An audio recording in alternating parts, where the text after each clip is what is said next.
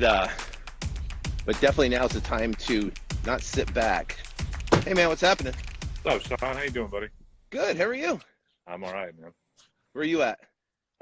Just outside of Seattle, Washington. So, Oh, cool. yeah, east suburbs. But, Love it.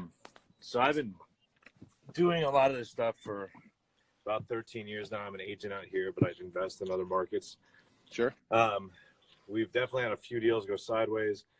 Yep. Places like Indianapolis, Charlotte, Georgia this past week. So we're obviously switching gears.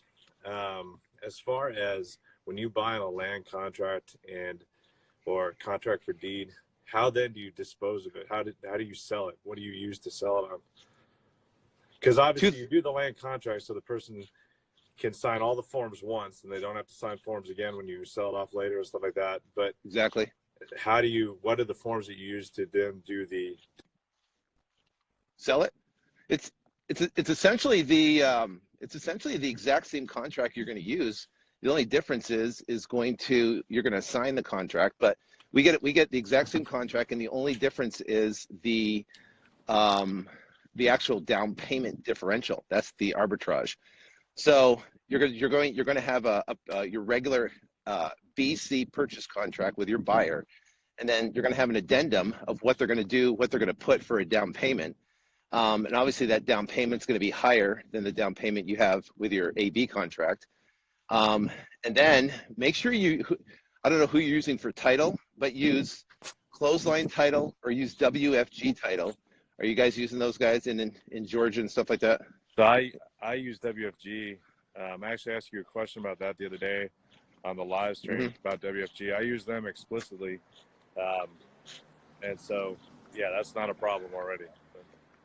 Okay, well, check out Clothesline too. They've been actually really good getting deals closed. Yeah, we in Indianapolis, and we have a couple in Georgia right now. But we've been able to get some. We had a couple buyers go south, but it wasn't a title issue or anything like that. It was just the buyers, freaked out. So the other question is, so you're talking about how to contract it.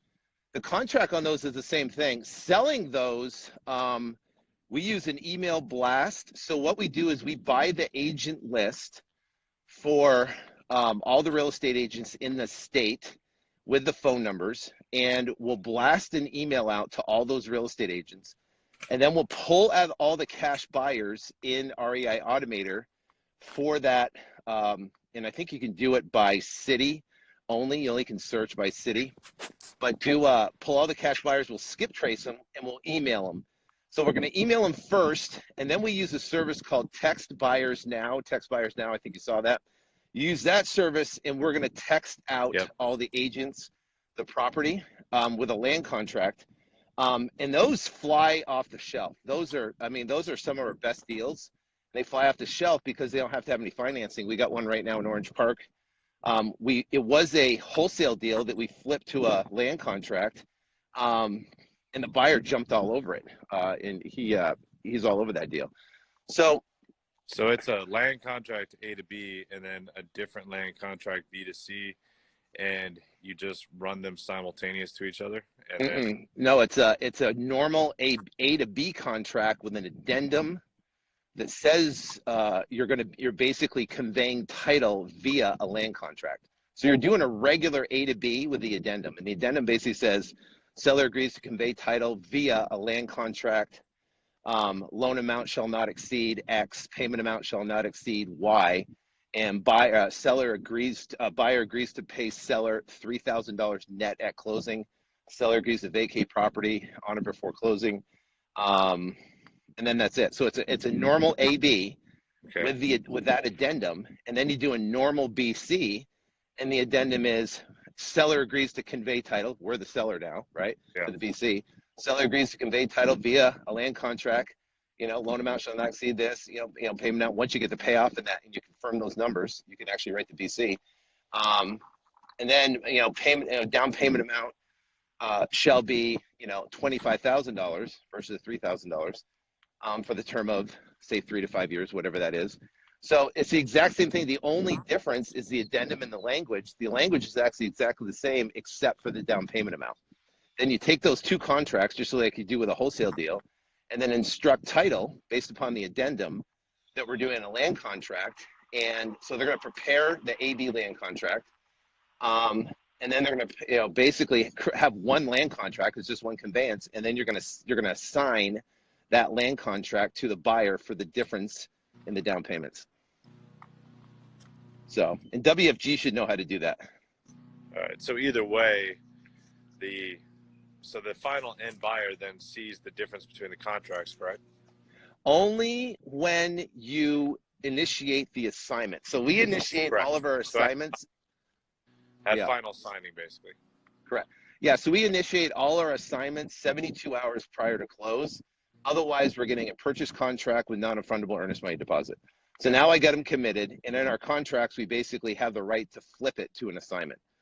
So, So then who's managing the land contract from then out? I mean, are the payments being made to an escrow company who then pays Correct. out the underlying? Yeah, correct. So it'd be like, and I don't know, I think it's, no, it's I can't remember what actual title servicing company that they use. WFG does, Okay. but they'll use a title servicing company that will essentially collect all the payments, and they'll audit the whole thing, and they'll basically send a statement out to the seller, a statement out to the buyer. Okay. So, and then if there's a default situation, they'll handle that as well, right? So, I usually tell our sellers that if there's an issue and a default, then we'll step in again just to protect it, because I don't want to have issues. Now, be aware though that if the housing market crashes and the asset essentially drops below the mortgage price, you're going to have a lot of buyers pull out of those deals. Yeah. So make sure there's some equity there, and make sure it cash flows. If it cash flows, it's no problem. If there's equity, there's no problem. But potentially, if you're doing deals in Phoenix, Vegas, California, Florida, but I think, maybe Atlanta, they might drop, a little bit. But I think, if you're like in Indianapolis, those prices didn't move that well. I mean, it moved that hardly at all. So if you're like those Midwest states and stuff, you're not going to see a major drop in pricing. But like if you're hitting Arizona, I wouldn't be doing a bunch of deals in Arizona right now, just unless there's equity and cash flow. Yeah, that down payment arbitrage, man, is you tie that with remote millions. That's a model right there that you can do where you don't have to deal with it, and people, all they got to do is cut a check for 15, 25 grand, and they're all over it. Yeah. So that's what I'm hoping for. I mean, I know enough after doing real estate for 13 years. I pretty much know everything you're talking about. I just don't employ or use it a lot. So it's trying to refamiliarize myself with everything and get it done. But well, the cool thing is right now is the time to to press in, lean into it, and then scale it. I mean, because it's a totally scalable model. Even when we come out of this pandemic and the market's back to normal, it crushes. You know what I mean? Because everyone's going to be optimistic. They're going to felt like they have lost time. They're going to want to get back aggressively and to get going, and start making some money.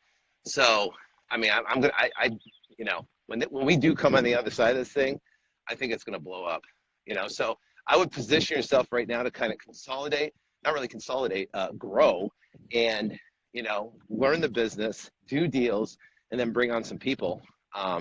Bring on a remote salesperson, bring on a guy that can help you sell properties, and then see if you can, push a goal of the 100, 150 deals this year.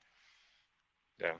The only thing I ever worry about is sending people to go view the house with the seller there and them, discussing our side of the transaction. Well, I think I had some module or week number 3. I go through in detail with that. We deal most of our deals with agents, and you have a code of ethic as being a real estate agent, so you're not going to circumvent the deal, you're risking your license. Yeah. So, I mean, yeah, it's believing that if it's a good deal and your people are interested, then it should be a good deal and your people are interested. But, but there's unscrupulous people everywhere. So every now and again, I know you're going to lose one, but we lost one in Louisiana. We lost one in Louisiana, but there was 10 more behind it. It's just, it's the cost of doing business. Yeah. Yep. Yeah. It's very true. All Cool, right, man. well, we're gonna go social distance ourselves on a hike, and This is like the perfect way to do it. We're still connecting, yeah, but you're, a couple thousand Yeah. miles away. It's perfect. So have a Yeah. great time. Stay safe out there, and God bless. Sean, thank you very much, man. Appreciate All it. right, bro. See ya. All right. All right, bye. That was a cool call. 13 years in the business doing deals. So talking about down payment arbitrage and doing those down payment arbitrage, which is an interesting model, and I'm actually glad he brought that up because of hard money lenders being in a situation where they don't want to lend. How can you continue to do deals in a way, right? Down payment arbitrage, remote wholesaling down payment arbitrage. Huh. Cool. Now it's funny because we've got, like what I told you, when we got one in Florida that we're doing on right now, but the model works because you can get any buyer to come in and put $15,000-$20,000 down on a deal to own a property that cash flows, and there's equity in the deal. You know what I mean? It's definitely the way to do it.